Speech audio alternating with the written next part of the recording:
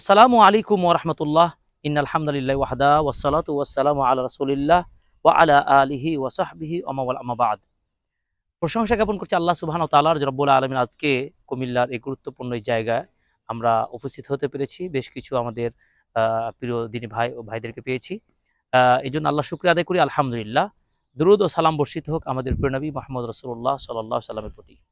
দেশ ও বিদেশের কাছে ও দূরের যে যেখান থেকে দেখছেন সকলকে আমরা অভিনন্দন জানাচ্ছি এবং আমরা এখন যে জায়গায় দাঁড়িয়ে রয়েছি দেখতে পাচ্ছেন যে আপনার হাসান সালাফিয়া মাদ্রাসা কুমিল্লা, একেবারে কুমিল্লা ক্যান্টনমেন্টের পার্শ্ববর্তী মেন রোডের পাশে। এটা একেবারে সহিহ মানহাজ ভিত্তিক একটি নতুন একটি মাদ্রাসা এবং মসজিদ কমপ্লেক্স।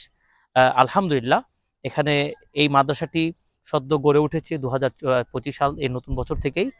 আমরা এই প্রতিষ্ঠানটি নিজে আজকে দেখলাম, আমি নিজে ব্যক্তিগতভাবে আজকে খুতবা এবং আমরা আলোচনা করলাম।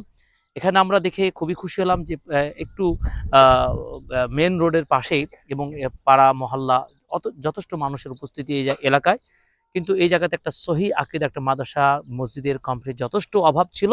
এই জায়গায় আল্লাহ তাআলা আমাদের কিছু দ্বীনী ভাইদের প্রচেষ্টায় এই প্রতিষ্ঠানটি তারা গড়ে তোলার চেষ্টা করছেন। আল্লাহ তাআলা যেন কবুল করেন, আমিন। এবং আমরা দেশ ও বিদেশের আমাদের বিশেষ করে কুমিল্লা অঞ্চলে অনেক প্রবাসী ভাইরা রয়েছেন, বিশেষ করে তাদেরকে বলবো এই প্রতিষ্ঠানটি যেন দ্রুত এগিয়ে যায়।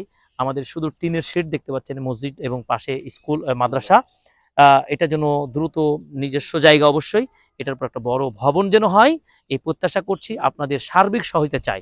এবং ইতিমধ্যে এই প্রতিষ্ঠানটি আলহামদুলিল্লাহ ক্লাস শিশু থেকে নিয়ে ক্লাস 3 পর্যন্ত তাদের লক্ষ্য উদ্দেশ্য কমিটি যারা রয়েছেন আমরা তাদের সাথে কথা বলেছি। তাদের প্রত্যাশা খুব শীঘ্রই তারা এই জায়গাতে একটা দাওর হাদিস বড় একটি মাদ্রাসা গড়ার স্বপ্ন আল্লাহ তাআলা যেন কবুল করেন, আমিন।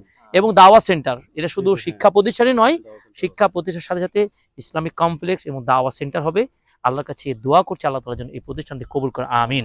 আল্লাহ তাআলা যেন আমাদের এই প্রতিষ্ঠানটিকে যেন দ্রুত বড় করে আমাদের সকলের মনের আশা বিশুদ্ধ আকীদা যে কোরআন সুন্নাহর নির্ভেজাল তাওহীদি দাওয়াত যেন এই এলাকায় ছড়িয়ে পড়ে, আল্লাহর কাছে সেই দোয়া ও প্রত্যাশা করছি।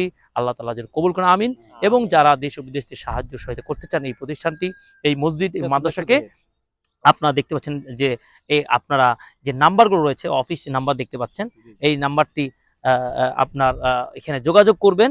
অবশ্যই আপনারা এই নাম্বারে যে আপনি দেখতে পাচ্ছেন হাসান সালাফিয়া মাদ্রাসা কুমিল্লা, আলেখার চর আদর্শ সদর কুমিল্লা, আপনারা সেখানে সহায়তা করবেন এবং আপনারা এখানে পাশে থাকবেন। আল্লাহ তাআলার কাছে দোয়া করি সকলের সহযোগিতা কবুল করে, আমিন।